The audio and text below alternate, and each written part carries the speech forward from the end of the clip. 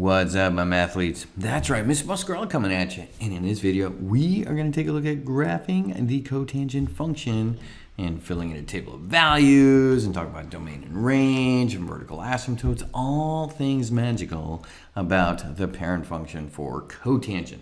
So let's just very briefly kind of take a look at what that looked like again. Like, okay, there's a cotangent function right there. So that's what it looks like, right? So we've got these, get rid of this y equals 1. So that's what the code, it looks kind of like tangent, but flipped. So there'll be some similarities and difference. Because notice, it goes up forever and it goes down forever. So when we look at the end behavior around the asymptotes, that also helps us determine some other things about the graph, but more on that later. So let's go ahead and take a look at these values around the unit circle. So cotangent, remember, cotangent is going to be the cosine over the sine. So what we're going to focus on here first are going to be the x coordinates around the unit circle. So when I have the x coordinate of 1, 0, so I'm right here on the unit circle. If I have 1, 0, so if I kind of think about that, like, ooh, cotangent is going to be cosine divided by sine. So if I do 1 divided by 0, like, oh no, that's undefined. So that means at 0, we're going to be undefined right there, like, because you can't have 0 on the bottom. Same thing over on the other side at pi. You would also have, this time it would just be -1 divided by 0. And it's like, no, you can't do that, bro. Undefined. So at pi or negative pi, both of those spots are going to be undefined on the cotangent curve. All right, and again, this is a parent function right here. So those are those three spots right there. We know that because we can divide, and that's the arithmetic there. Now we take a look at other values on the quadrants. So at 90 degrees or pi over 2, or at negative 90 degrees or negative pi over 2, we're going to, again, focus on that x coordinate. I have 0 divided by 1. So when we take a look at this guy right here, it's like, oh, 0 divided by 1, that's cool. We can do that. 0 divided by 1 just gives us 0. So at pi over 2, we get a value of 0. And if we went the other direction and just did 0 divided by -1, we still get 0. So 0 divided by any number, with the exception of one value, which you'll learn about in a later math course. When you're old enough to take a calculus course, you'll learn that other number where that doesn't work, or there's only that one number. So I digress. So those are the three values that we can kind of sort of get right off the bat, or the four values around the quadrantal angles. Now the other ones that we're going to focus on are going to be in the pi over 4 family, because whether you're in quadrant 1, 2, 3, or 4, all the coordinates for the pi over 4 family around the unit circle, they're all going to be some version of root 2 over 2, depending on the quadrant that you're in. So again, if you're in quadrant 1, we know both of those values are going to be positive. So in quadrant 1, we've got pi over 4. So square root of 2 divided by itself, we know that's going to be 1. Now, if we went to 3 pi over 4, you'd be in quadrant number 2. So my x-coordinate is going to be negative, but my y-coordinate is positive. So negative divided by positive, all right, bro. So negative divided by positive, that's going to be -1. All right, let's take a look at the other side. If we did negative pi over 4. So, ooh, that would go, let me get this guy out of there. If we had negative pi over 4, we'd be down here in quadrant number 4, where you still have a positive x value, but your y value is negative. So a positive divided by a negative is negative. So negative pi over 4 would have value -1. And last but not least, let's not forget little old -3 pi over 4 in quadrant number 3. So in quadrant number 3, both the x and y values are negative. However, I'm thinking ahead here, I'm thinking too fast. Both of those values are negative, but if you have a negative divided by a negative, you get a positive. So negative root 2 over 2 divided by itself also gives you 1. So now those are going to be the key points that we use when we graph our parent function for cotangent. Now along that line, let's talk about the period for cotangent. So let's go back to the picture here for a moment, shall we? Like on this value right here, we can see the period, so the distance between all sorts of things, either the asymptotes or, so if I go from 0 to pi to pi over 2, so consecutive asymptotes have a distance of pi, or if you go between ones, so if I have pi over 4 and 5 pi over 4, both of those will give you a value, a y value of 1. So both of those, that distance between there is 1. So with that said, that's our period.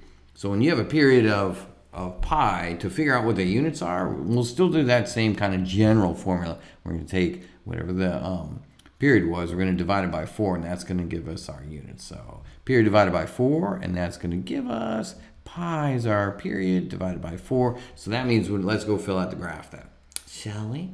So that means here we're going to have pi over 4, and then 2 pi is over 4, which reduces down to pi over 2, and then 3 pi is over 4, and then pi followed by 5 pi is over 4. So that's going to be the right side of the graph. The left side of the graph is going to be the opposite. So we're going to start with negative pi is over 4, negative pi is over 2, and negative 3 pi is over 4, followed lastly by negative pi. So that's all we're going to fit on this graph. Then let's talk about the vertical piece. We're going to have 1 going up there, negative 1 down there. So that's how we're going to get this set up.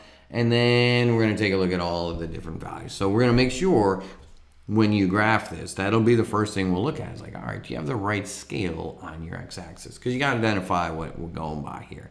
Now at negative pi, we're going to have an asymptote. So we're going to make sure your asymptotes are drawn in there. So we're going to get all those drawn. And then we're going to fill in the other points. Now I'm going to concentrate just in between 0 and pi to start with. Now at pi over 4, because this is the pattern that we'll look for. At pi over 4, we have a value of 1. At pi over 2, we have a value of 0. And at 3 pi over 4, we are at negative 1. So those are going to be the 3 points that we look for between each of the asymptotes in that pattern.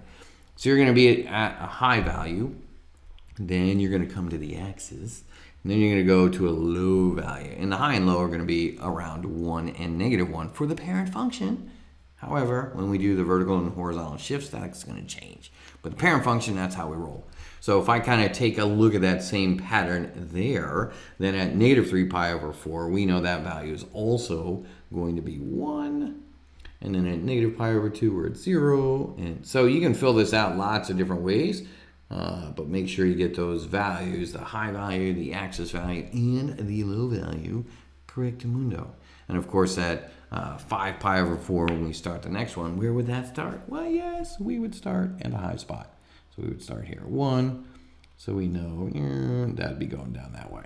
All right, and don't forget the arrows, because you got to draw those, because the function keeps going. All right, speaking of going, let's talk domain and range. Now, the domain, that's what's weird, right? Because the domain is like we got all these asymptotes, and we got to say, what makes something an asymptote? It's anywhere, so we go back to that ratio of cosine and sine. So wherever the sine is 0, that is where we have an issue. So the domain is going to be all reals except where sine is 0. So except where sine equals 0. Now the range, look, that thing goes up and down forever. So that's going to be negative infinity to infinity for the range. The period, we already discovered that was pi.